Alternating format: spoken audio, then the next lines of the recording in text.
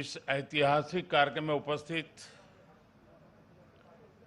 मंत्रिपरिषद के मेरे साथी श्री अमित शाह, श्री हरदीप पुरी जी, मंत्रिमंडल के अन्य सदस्य, आईएन के सभी ट्रस्टी, एनडीएमए के सभी सदस्यगण, jury members, NDRF, coast guards और आईएमडी के डायरेक्टर जनरल्स, आपदा प्रबंधन पुरस्कारों के सभी विजेता साथी, अन्य सभी महानुभाव, भाइयों और बहनों,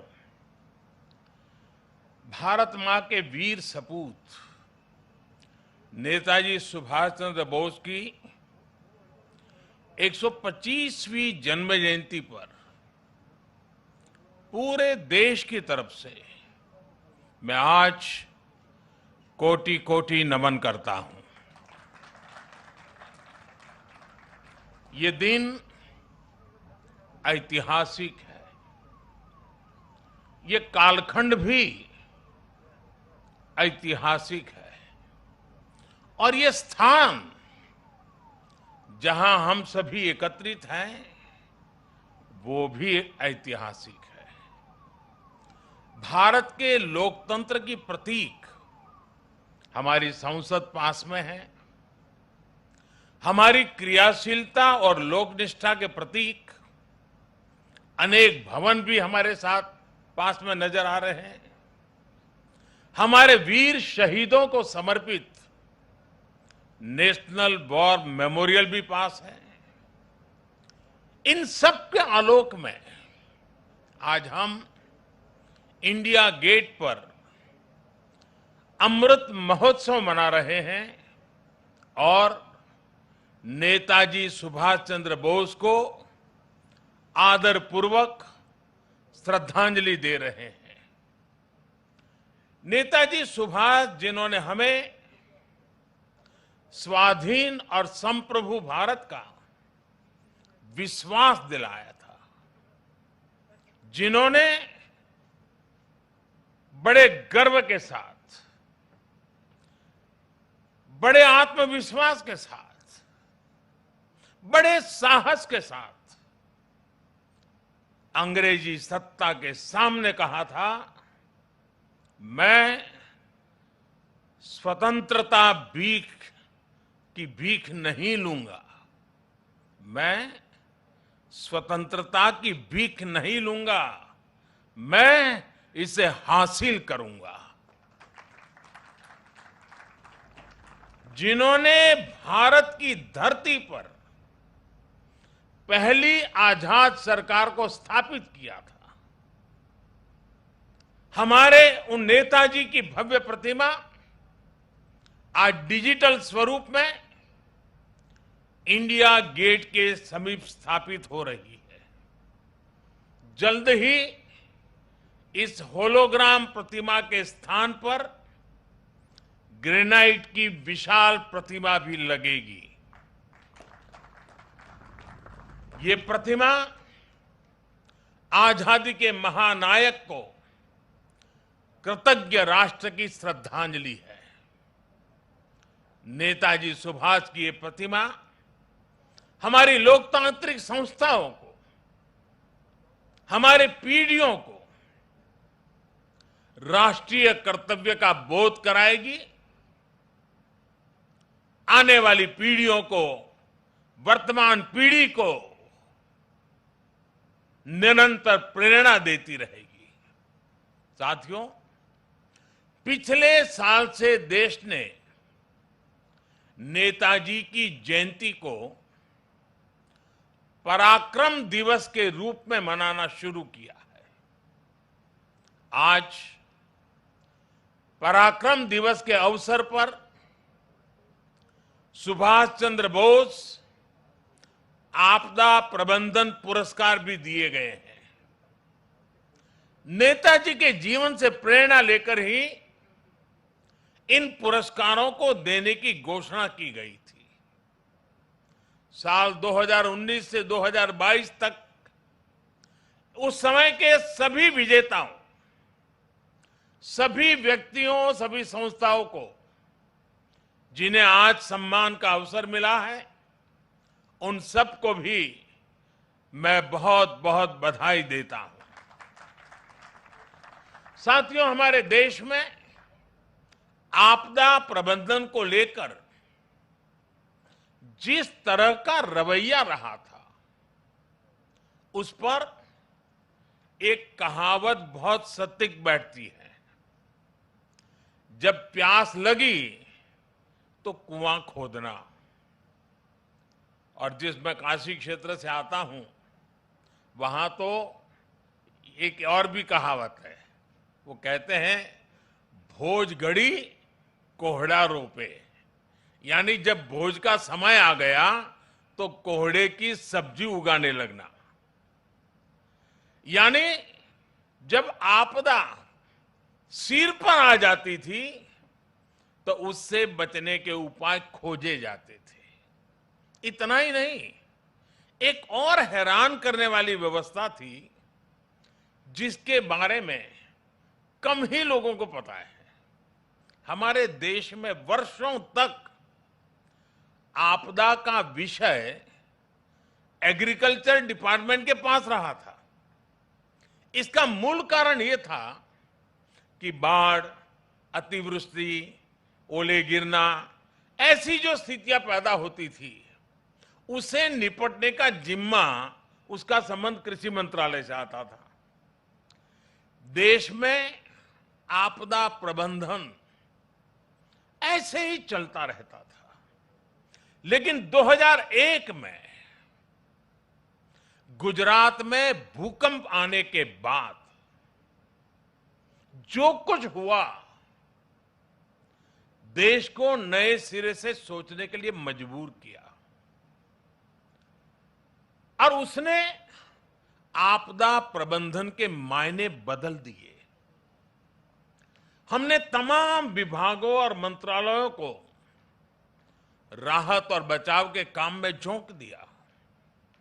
उस समय के जो अनुभव थे, उनसे सीखते हुए ही 2003 में Gujarat state disaster management act बनाया गया। आपदा से निपटने के लिए गुजरात इस तरह का कानून बनाने वाला देश का पहला राज्य बना। बाद में केंद्र सरकार ने गुजरात के कानून से सबक लेते हुए 2005 में पूरे देश के लिए ऐसा ही डिजास्टर मैनेजमेंट एक्ट बनाया। इस कानून के बाद ही नेशनल डिजास्टर मैनेजमेंट अथॉरिटी, उसके गठन का रास्ता साफ हुआ। इसी कानून ने कोरोना के खिलाफ लड़ाई में भी देश की बहुत मदद की। साथियों, डिजास्टर मैनेजमेंट को प्रभावी बनाने के लिए 2014 के बाद से हमारे सरकार ने राष्ट्रीय स्तर पर चौतरफा काम किया है। हमने रिलीफ, रेस्क्यू, रिहेबिलिटेशन, उस पर जोर देने के साथ साथ ही रिफॉर्म पर भी बल दिया है। हमने एनडीआरएफ को मजबूत किया, उसका आधुनिकीकरण किया, देश भर में उसका विस्तार किया। स्पेस टेक्नोलॉजी से लेकर प्लानिंग और मैनेजमेंट तक बेस्ट पॉसिबल प्रैक्टिसेस को अपनाया। हमारे एनडीआरएफ के साथ ही सभी राज्यों के एसडीआरएफ्स और सुरक्षा बलों के जवान अपनी जान की बाजी लगाकर एक एक जीवन को बचाते हैं। इसलिए आज ये पल इस प्रकार से जान की बाजी लगाने वाले, औरों की जिंदगी बचाने के लिए खुद की जिंदगी का दांव लगाने वाले, चाहे वो एनडीआरएफ के लोग हो, चाहे एसडीआरएफ के लोग हो, हमारे सुरक्षा बलों के साथी हो, ये सब के सब उनके प्रति आज आभार व्यक्त करने का, उनको सैल्यूट करने का ये वक्त है। साथियों, अगर हम अपनी व्यवस्थाओं को मजबूत करते चलें तो आपदा से निपटने की क्षमता दिनों दिन बढ़ती चली जाती है। मैं इसी कोरोना काल के 1-2 वर्ष की बात करूं तो इस महामारी के बीच भी देश के सामने नई आपदाएं आकर खड़ी हो गई। एक तरफ कोरोना से तो लड़ाई लड़ी रहे थे, अनेक जगहों पर भूकंप आए, कितने ही क्षेत्रों में बाढ़ आई, उड़ीसा, पश्चिम बंगाल समेत पूर्वी तटों पर साइक्लोन आए, गोवा, महाराष्ट्र, गुजरात, पश्चिमी तटों पर भी साइक्लोन आए। पहले एक एक साइक्लोन में सैकड़ों लोगों की मृत्यु हो जाती थी, लेकिन इस बार ऐसा नहीं हुआ। देश ने हर चुनौती का जवाब एक नई ताकत से दिया। इसी वजह से इन आपदाओं में हम ज्यादा से ज्यादा जीवन बचाने में सफल रहे। आज बड़ी बड़ी अंतर्राष्ट्रीय एजेंसियां भारत के इस सामर्थ्य, भारत में आए इस बदलाव की सराहना कर रही है। आज देश में एक ऐसा end to end cyclone response system है जिसमें केंद्र, राज्य, स्थानीय प्रशासन और सभी एजेंसियां एक साथ मिलकर के काम करती हैं। बाढ़, सूखा, साइक्लोन, इन सभी आपदाओं के लिए वार्निंग सिस्टम में सुधार किया गया है। डिजास्टर रिस्क एनालिसिस के लिए एडवांस टूल्स बनाए गए हैं। राज्यों की मदद से अलग अलग क्षेत्रों के लिए डिजास्टर रिस्क मैप्स बनाए गए हैं। इसका लाभ सभी राज्यों को, सभी स्टेक होल्डर्स को मिल रहा है। और सबसे महत्वपूर्ण, डिजास्टर मैनेजमेंट, आपदा प्रबंधन आज देश में जन भागीदारी और जन विश्वास का विषय बन गया है। मुझे बताया गया है कि एनडीएमए की आपदा मित्र जैसी स्कीम से युवा आगे आ रहे हैं, आपदा मित्र के रूप में जिम्मेवारियां उठा रहे हैं, यानी जन भागीदारी बढ़ रही है। कहीं कोई आपदा आती है तो लोग विक्टिम नहीं रहते, वो वॉलेंटियर्स बनकर आपदा का मुकाबला करते हैं। यानी आपदा प्रबंधन अब एक सरकारी काम भर नहीं है, बल्कि ये सबका प्रयास का एक मॉडल बन गया है। और साथियों, जब मैं सबका प्रयास की बात करता हूं तो इसमें हर क्षेत्र में हो रहा है प्रयास, एक होलिस्टिक अप्रोच भी शामिल है। आपदा प्रबंधन को प्राथमिकता देते हुए हमने अपने एजुकेशन सिस्टम में भी कई सारे बदलाव किए हैं। जो सिविल इंजीनियरिंग के कोर्सेज होते हैं, आर्किटेक्चर से जुड़े कोर्सेज होते हैं, उसके पाठ्यक्रम में डिजास्टर मैनेजमेंट से जोड़ा, इंफ्रास्ट्रक्चर की रचना कैसी हो उस पर विषयों को जोड़ना, ये सारे काम प्रयासरत हैं। सरकार ने डैम फेलियर की स्थिति से निपटने के लिए डैम सेफ्टी कानून भी बनाया है। साथियों, दुनिया में जब भी कोई आपदा आती है तो इसमें लोगों की दुखद मृत्यु की चर्चा होती है कि इतने लोग मृत्यु हो गई, इतना ये हो गया, इतने लोगों को हटाया गया। आर्थिक नुकसान भी बहुत होता है, उसकी भी चर्चा की जाती है। लेकिन आपदा में जो इंफ्रास्ट्रक्चर का नुकसान होता है वो कल्पना से परे होता है।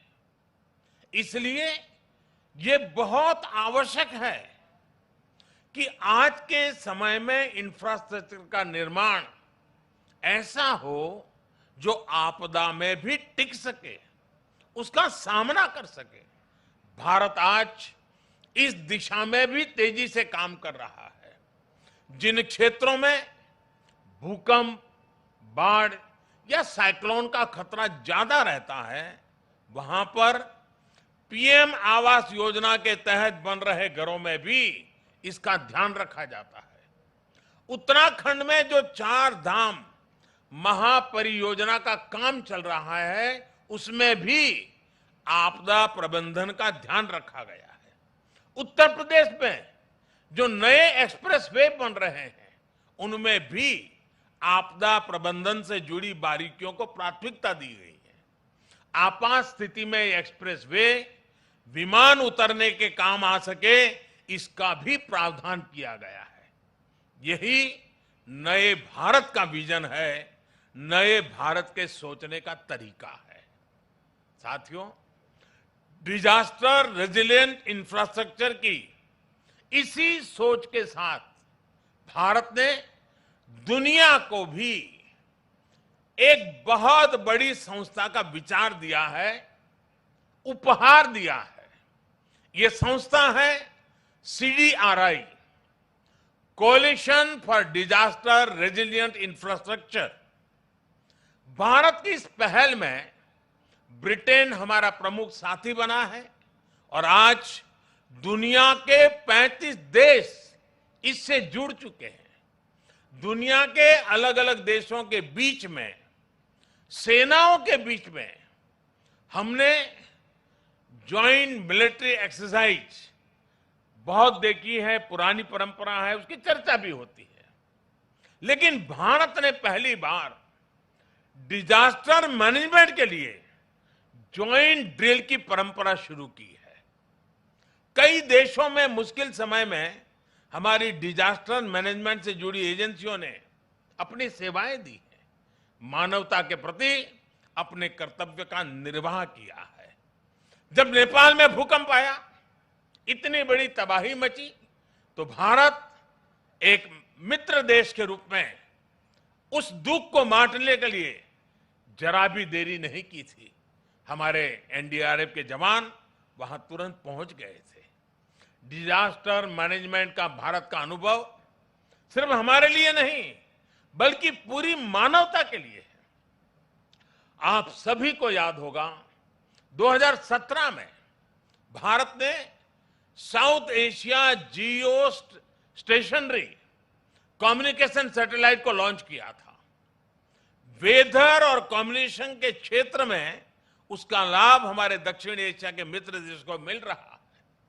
साथियों, परिस्थितियां कैसी भी हो, अगर हम में हौसला है तो हम आपदा को भी अवसर में बदल सकते हैं। यही संदेश नेताजी ने हमें आजादी की लड़ाई के दौरान दिया था। नेताजी कहते थे, कभी भी स्वतंत्र भारत के सपने का विश्वास मत खोना। दुनिया की कोई ताकत नहीं है जो भारत को झकझोर सके। आज हमारे सामने आजाद भारत के सपनों को पूरा करने के लक्ष्य हैं। हमारे सामने आजादी के 100वें साल से पहले, 2047 के पहले नए भारत के निर्माण का लक्ष्य है। और नेताजी को देश पर जो विश्वास था, जो भाव नेताजी के दिल में उभरते थे, और उनके इन भावों के कारण मैं कह सकता हूं कि दुनिया की कोई ताकत नहीं है जो भारत को इस लक्ष्य तक पहुंचने से रोक सके। हमारी सफलताएं हमारी संकल्प शक्ति का सबूत है, लेकिन ये यात्रा अभी लंबी है। हमें अभी कई शिखर और पार करने हैं। इसके लिए जरूरी है हमें देश के इतिहास का हजारों सालों की यात्रा में इसे आकार देने वाले तप, त्याग और बलिदानों का बोध रहे। भाइयों और बहनों, आजादी के अमृत महोत्सव का संकल्प है कि भारत अपनी पहचान और प्रेरणाओं को पुनर्जीवित करेगा। ये दुर्भाग्य रहा कि आजादी के बाद देश की संस्कृति और संस्कारों के साथ ही अनेक महान व्यक्तित्वों के योगदान को मिटाने का काम किया गया। स्वाधीनता संग्राम में लाखों लाख देशवासियों की तपस्या शामिल थी, लेकिन उनके इतिहास को भी सीमित करने की कोशिश हुई। लेकिन आज आजादी के दशकों बाद देश उन गलतियों को डंके की चोट पर सुधार रहा है, ठीक कर रहा है। आप देखिए, बाबा साहब आंबेडकर से जुड़े पंच तीर्थों को देश उनकी गरिमा के अनुरूप विकसित कर रहा है। स्टैच्यू ऑफ यूनिटी आज पूरी दुनिया में सरदार वल्लभ भाई पटेल के यशगान की तीर्थ बन गई है। भगवान बिरसा मुंडा की जयंती को जनजातीय गौरव दिवस के रूप में मनाने की शुरुआत भी हम सब ने कर दी है। आदिवासी समाज के योगदान और इतिहास को सामने लाने के लिए अलग अलग राज्यों में आदिवासी म्यूजियम्स बनाए जा रहे हैं और नेताजी सुभाष चंद्र बोस के जीवन से जुड़ी हर विरासत को भी देश पूरे गौरव से संजो रहा है। नेताजी द्वारा अंडमान में तिरंगा लहराने की 75वीं वर्षगांठ पर अंडमान के एक द्वीप का नाम उनके नाम पर रखा गया है। अभी दिसंबर में ही अंडमान में एक विशेष संकल्प स्मारक नेताजी सुभाष चंद्र बोस के लिए समर्पित की गई है।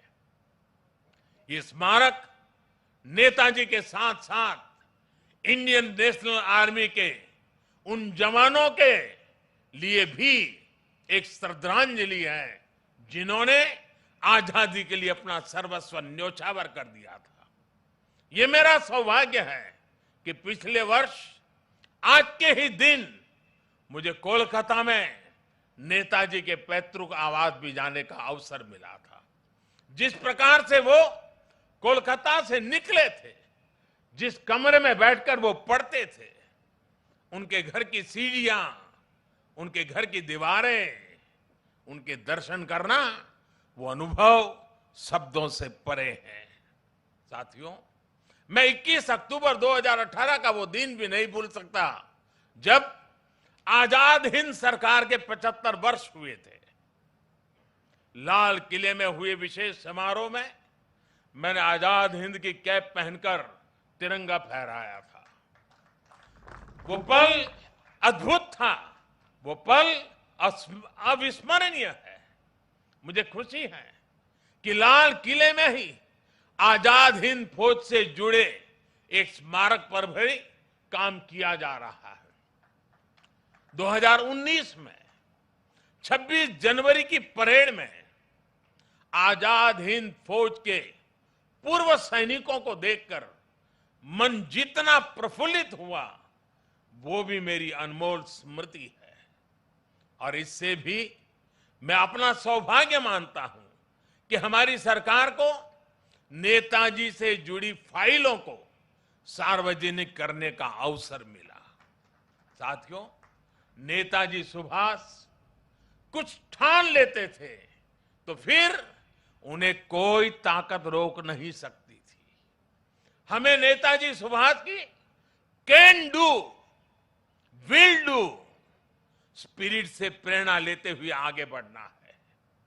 वो ये जानते थे, तभी ये बात हमेशा कहते थे, भारत में राष्ट्रवाद ने ऐसी सृजनात्मक शक्ति का संचार किया है जो सदियों से लोगों के अंदर सोई पड़ी थी। हमें राष्ट्रवाद भी जिंदा रखना है, हमें सृजन भी करना है और राष्ट्र चेतना को जागृत भी रखना है।